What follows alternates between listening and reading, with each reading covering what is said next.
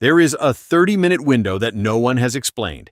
Between 7 o'clock, when Brian Hooker was photographed walking alone toward the dock, and 7:30, when he claims they both boarded the dinghy together. 30 minutes. No witnesses, no documentation, no account of any kind, and somewhere inside that window, whatever actually happened to Lynette Hooker may have begun. This is the crime files. No sensationalism, no exploitation, just evidence, just analysis, just the pursuit of truth. The case of Lynette Hooker is not a case about a freak accident on the water. It is a case about a pattern, a long, documented, witnessed pattern that stretched across years before the night of April 4th, and that the people closest to Lynette recognized immediately when the news of her disappearance reached them. Her daughter Carly did not hesitate. Her mother Darlene did not hesitate. Her best friend Rachel Shaw did not hesitate. Because when you have watched someone you love live inside a particular kind of danger for years, you do not need to be told what probably happened when that danger finally reaches its logical conclusion. The question this investigation must answer is not whether something was wrong in this marriage.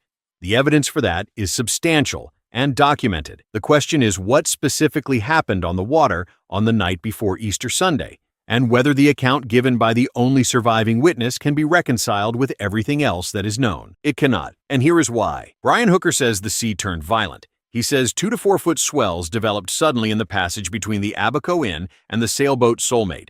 He says 18-knot winds created dangerous conditions.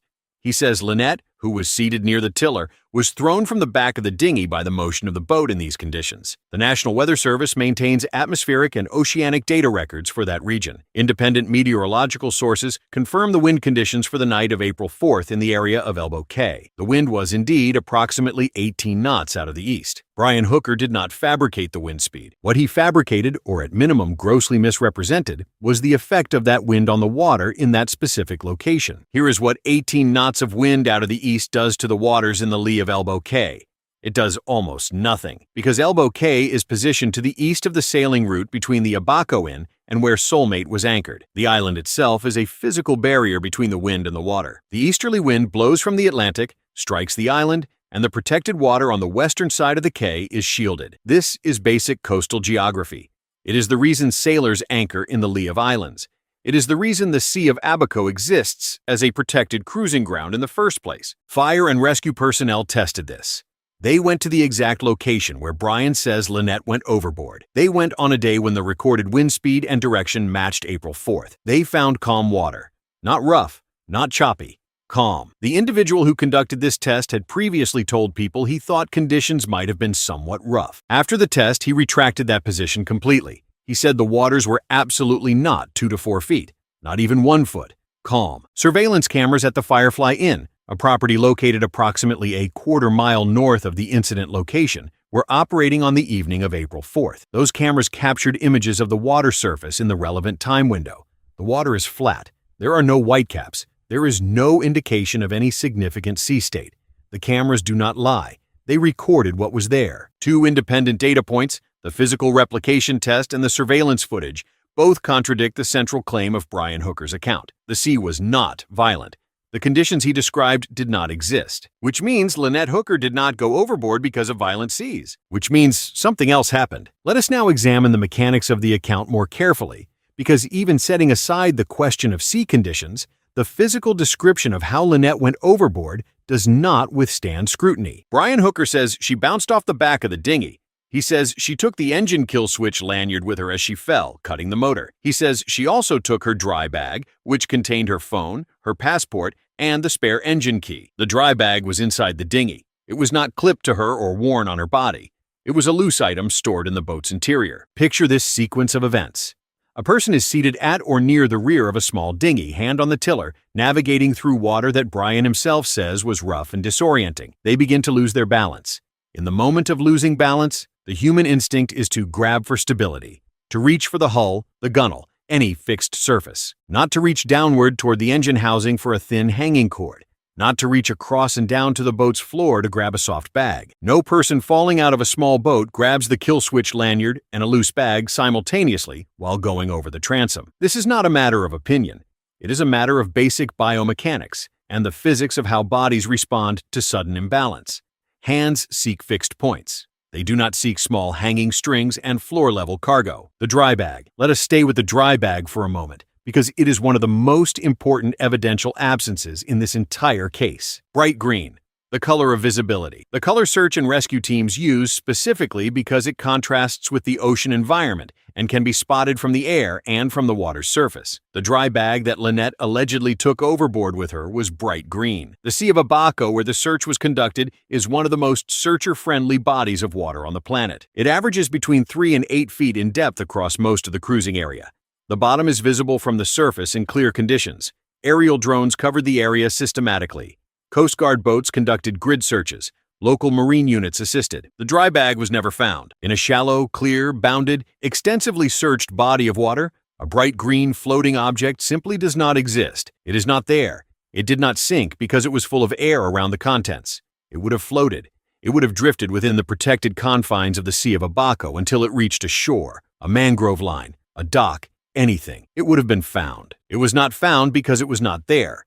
And it was not there because the scenario Brian Hooker described did not happen the way he said it did. In his text messages with fire and rescue personnel following the incident, Brian Hooker asked specifically whether the dry bag had been found near the green seat cushion that was recovered approximately 100 yards from where the dinghy ran aground. That is a logical question if the bag entered the water where he claims. But in that same exchange, Brian asked whether the bag might have ended up in a subdivision with half a dozen houses nearby. That question makes no sense in any scenario where the bag entered the water and drifted naturally. Tidal water does not carry floating objects into residential subdivisions. That question reveals that Brian Hooker had some other idea in his mind about where the dry bag might be, some idea that was not consistent with the physics of how objects drift in open water. That detail is small, but small details in cases like this are often the most revealing, because they represent moments when a person's internal knowledge of what actually happened leaks through the constructed account they are trying to maintain. Now let us address the technology dimension of this case, because it is the dimension that Brian Hooker may have understood least well, and that may ultimately determine the outcome of the investigation. Lynette Hooker was wearing her Apple Watch when she was photographed at the Abaco Inn at 5:44 in the afternoon. That is documented. That is not disputed. The watch is visible in the photograph. It is the same powder pink Apple Watch she wore consistently throughout her documented social media history. Apple Watches of the type Lynette wore are not passive accessories. They are active health and location monitoring devices. They record heart rate continuously.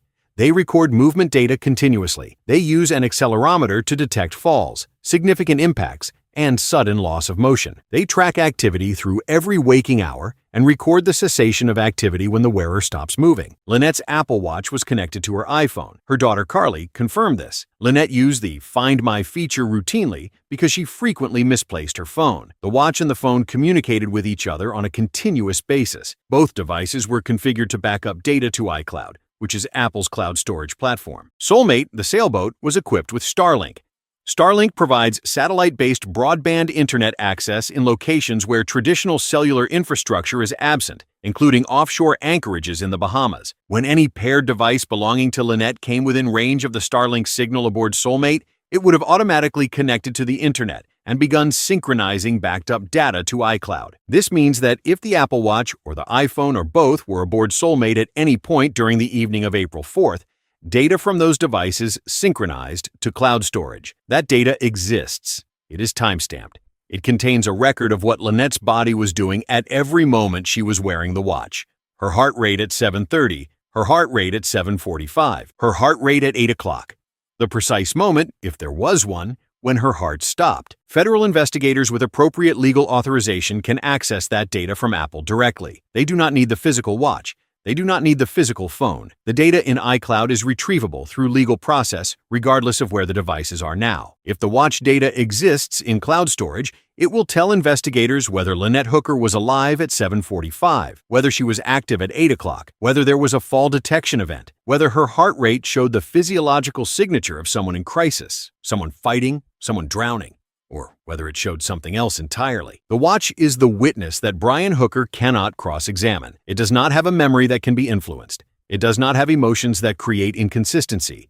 It recorded what it recorded, and that record, if it survived synchronization to the cloud, is permanent. There is also the matter of the Starlink logs themselves. Starlink systems log every device connection event. Every time a device connects to or disconnects from the network, That event is recorded with a timestamp. If Lynette's phone or watch connected to Soulmate's Starlink after the time Brian Hooker claims she went overboard, that connection log establishes that the device, and by extension Lynette, was aboard the boat after the claimed time of her disappearance. If that log exists, it does not merely contradict Brian Hooker's account. It invalidates it completely. These are the pieces of evidence that investigators are working to locate and verify. They take time. The legal process of obtaining records from technology companies requires court orders, subpoenas, and international cooperation in some cases, given that the incident occurred in the Bahamas involving American citizens. But these processes exist. They are being pursued. Let us now step back from the forensic and technical evidence and spend time with the human record, because cases are not only solved through data, they are solved through the accumulation of all available knowledge about what kind of situation produced the crime. Lynette Hooker had been in a relationship with Brian Hooker for years before they set out together on Soulmate. The relationship had its documented history of tension and violence.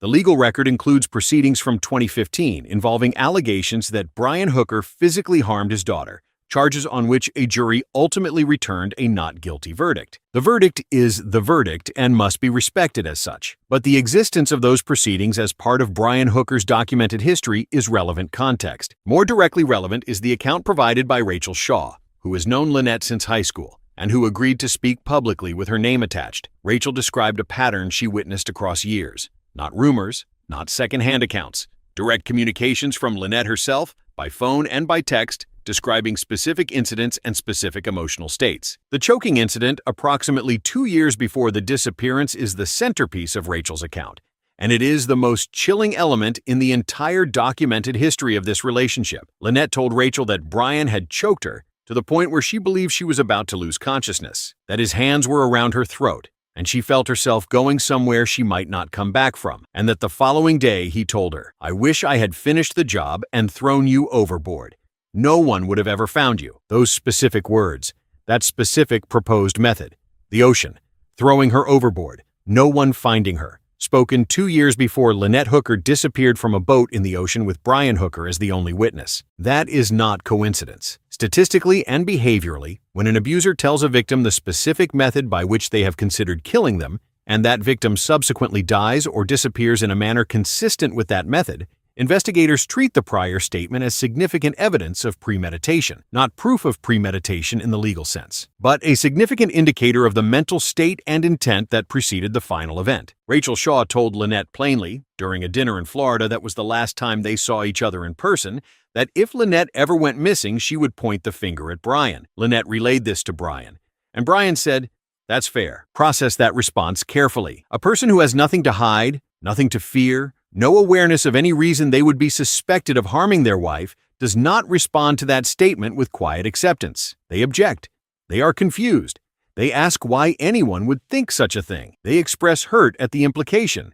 They do not say, "That's fair." The only version of Brian Hooker that produces the response "that's fair" is a version of Brian Hooker who knows that the suspicion is justified, who has already in some internal accounting acknowledged that his behavior toward Lynette is the kind of behavior that leads to this kind of suspicion, who has already crossed enough lines that a friend saying, "I will blame you if she goes missing," lands not as an outrage but as a reasonable prediction. That is a man living with knowledge of what he is capable of. And 2 years after saying those words, Lynette went overboard. Let us also consider what Lynette herself was telling people in the weeks before she disappeared. On March 12th, she called Rachel from within 10 minutes of the airport. She had purchased a plane ticket. She was ready to leave.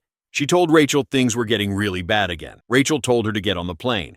Lynette did not get on the plane. She went back to Brian. This pattern, the repeated approach to departure followed by return, is documented in the research literature on intimate partner violence as one of the most consistent behavioral features of abusive relationships. The average victim of domestic abuse attempts to leave multiple times before leaving permanently. The barriers to leaving are structural, financial, emotional, and practical. On a boat in the Bahamas, those barriers are compounded by geography. There is no walking out the door. There is no driving to a friend's house. There is ocean between you and any kind of help. Lynette had a phone, she had a watch, she had Starlink, she had communication capability, but the thing that keeps people in abusive situations is rarely a lack of communication technology. It is the architecture of control, the financial dependence, the emotional conditioning, the shame, the hope, and the very real danger that attempting to leave permanently can itself trigger the most severe violence. She did not get on the plane in March. She went back. She told Rachel they were sober and things were better. She went into Easter weekend believing, perhaps for the last time, that the version of Brian Hooker she loved was accessible and that the version she feared was behind them. On the Wednesday before she disappeared, she texted Rachel. That was the last contact between them. Rachel was a little frustrated with her because she had not been in touch. Rachel said she was not really angry, just the kind of not quite angry that comes from loving someone who keeps themselves at a distance. The kind that comes from knowing something is off and not being able to get close enough to see it clearly. When the call came that Lynette was missing, Rachel said her mind went immediately to 2 years ago. Not to an accident, not to a possibility of genuine tragedy, directly to what Brian had said about finishing the job, directly to the ocean, directly to him. Carly also did not hesitate. Darlene also did not hesitate. The people who knew Lynette and knew Brian did not spend time considering alternative explanations. They had years of context that pointed in one direction, and the news of the disappearance confirmed what the context had always suggested was possible. That is not proof, but it is the convergence of independent, first-hand knowledge arriving at the same conclusion from multiple directions simultaneously. That kind of convergence does not happen by accident. Where does the investigation stand as of now? The Royal Bahamian Police have conducted their initial response. The United States Coast Guard Investigative Service, which has federal jurisdiction over maritime incidents involving American citizens, has been actively working this case. They have the authority to compel records from technology companies. They have the expertise to analyze digital forensic evidence.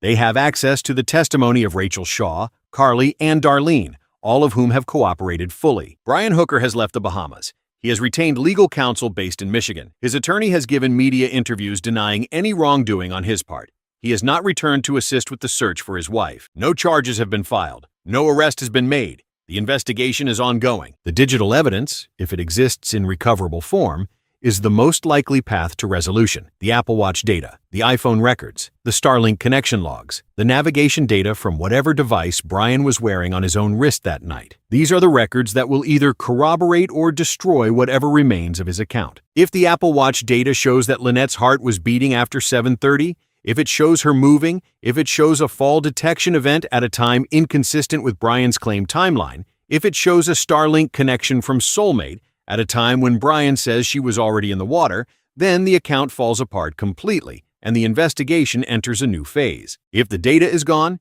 if the watch was never recovered, if the cloud backup did not occur, if the technical trail was eliminated, then the investigation proceeds on the physical and testimonial evidence alone, which is substantial, which includes the sea conditions evidence, the missing dry bag, the drift modeling, the tidal knowledge Brian claimed not to have, the history Rachel documented, the words about finishing the job and throwing her overboard. Investigations in cases like this move at the speed of process, not the speed of public attention. The legal machinery required to subpoena technology company records, to extract and analyze forensic data, to build an evidentiary record sufficient to satisfy a court takes time. Months, sometimes years, but the data does not degrade while the process is running. What exists in iCloud today will exist in iCloud in 6 months. What the Starlink system logged on the night of April 4th is stored. What Apple's servers received when Lynette's device is synchronized is preserved. That evidence is waiting for the legal process to reach it. Lynette Hooker was alive at 5:44 in the afternoon on April 4th. She was wearing her watch. She was taking a selfie by the pool with the Atlantic behind her. She had no reason to believe that evening would be her last. She had a daughter who loved her, a mother who needed her, a best friend who was frustrated with her in the particular way you are only frustrated with people you love completely. Whatever happened in the water that night, or on that boat, or in those 30 unexplained minutes between 7 and 7:30, it was not the story Brian Hooker told. The evidence says so. The science says so. The sea says so by refusing to give up what it should have if the story were true. The truth is assembled piece by piece. This is one of those pieces. If you were at the Abaco Inn on the evening of April 4th, if you have any photographs or video from that location on that evening, please reach out to the Coast Guard Investigative Service through p3tips.com or through the CGIS Tips application in your App Store. Anonymous submissions are accepted. If you or someone you know is experiencing intimate partner violence, the National Domestic Violence Hotline is available at 1-800-799-SAFE.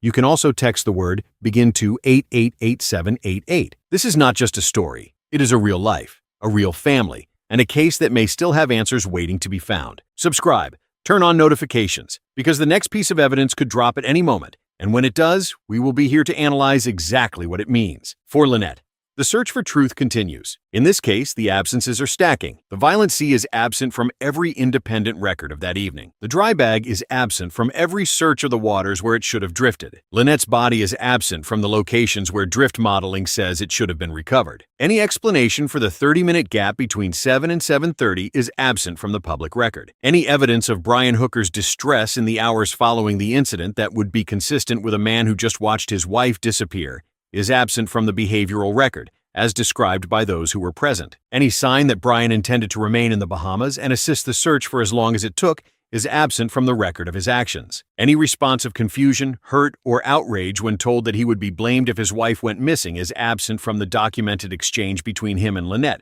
after she told him what Rachel had said. These are not the absences of an innocent narrative. An innocent narrative produces evidence of distress. It produces cooperation with searchers. It produces a body or, at minimum, some physical trace in the places science predicts. It produces weather records consistent with the claimed conditions. It produces a husband who stays. None of those things are present here. What is present is a photograph taken at 5:44, a watch on a wrist, a woman who was alive and then was not, a man whose words about tides and about killing do not match the character he tried to perform for investigators, a sea that was calm when it should have been violent, a bag that was nowhere when it should have been somewhere, a data trail that exists on servers and in cloud storage and on the hard drives of satellites, waiting for the process that surfaces it. This case will resolve. It may take time. It may require the slow, methodical progress of federal investigation rather than the fast conclusions that public attention demands. But the architecture of what happened on that boat is not beyond reach. The technology that Lynette carried on her wrist is the same technology that has helped resolve cases in courts across multiple jurisdictions in recent years. Prosecutors know how to use it. Investigators know how to retrieve it.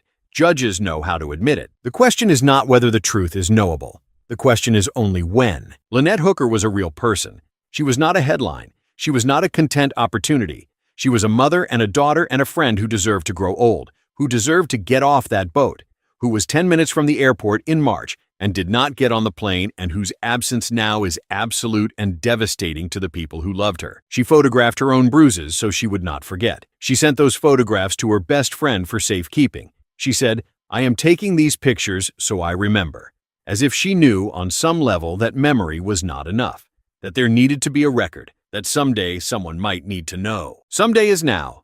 The record exists, and the people who are building the legal case around it are working. For Lynette, we are not going anywhere. If the Apple Watch data exists in iCloud backup, and investigators retrieve it, and it shows that Lynette Hooker's heart was still beating at a time after Brian Hooker says she was already in the water and gone, what does that mean for every claim he has made since? What does it mean for the story of the violent sea? What does it mean for the 30-minute gap? What does it mean for the dry bag that a trained search effort could not find in 15 feet of clear water? It means the account was not an imperfect memory of a traumatic accident. It means the account was constructed deliberately, with specific details chosen to create a narrative that placed Lynette in the water at a time and in a manner that would make her disappearance unremarkable. A tragic boating accident, a rough night, a woman lost to the sea. The detail about the kill switch lanyard was specific. The detail about the dry bag was specific. The detail about 2 to 4 foot seas was specific. The detail about 18-knot winds was specific. These are not the vague recollections of a man in shock. These are the load-bearing elements of a constructed story. And constructed stories, unlike real memories, tend to be too precise in some places and impossibly vague in others. Too precise? The sea state, the wind speed, the lanyard, the dry bag, the direction of drift he predicted for Lynette's body. Impossibly vague. What happened in the 30 minutes before boarding? Where Lynette was between 6:38 and 7:30. What the conversation was like. What she said last. What he said last. Real witnesses to real accidents struggle with the precise details and are clear on the emotional ones. They remember the last words someone said to them. They cannot remember the exact sea state in knots. The distribution of precision and vagueness in Brian Hooker's account is inverted from what genuine trauma memory produces. Investigators know this. They are trained to identify it. It does not constitute evidence in the legal sense, but it shapes the investigative frame. It tells investigators where to focus. It tells them which claims to test most rigorously and which absences to pursue most aggressively. The sea conditions have been tested. They did not hold up. The dry bag location has been searched. It was not found. The drift modeling has been run. It contradicts the account. The tidal knowledge Brian disclaimed has been demonstrated in his own writing. What remains to be fully tested is the digital record. The watch, the phone, the Starlink logs, the navigation device on Brian's wrist, the cloud backups, the connection timestamps. When those are tested, the picture will be complete. And when the picture is complete, the people responsible for making decisions about what happens next will have what they need. Until then, the record stands as it is. Incomplete but pointing. Not proven but not without direction. Not finished but not without momentum. Lynette Hooker was wearing her Apple Watch at 5:44 in the afternoon on April 4th. Somewhere between that moment and the morning of April 5th, something happened. The watch was there. The data is somewhere. The truth is not finished arriving, but it is on its way. Subscribe. Share this with someone who believes that missing women deserve the same energy and the same resources and the same sustained attention as any other case. Lynette's family is watching. The investigators are working, and we are not going anywhere. For Lynette,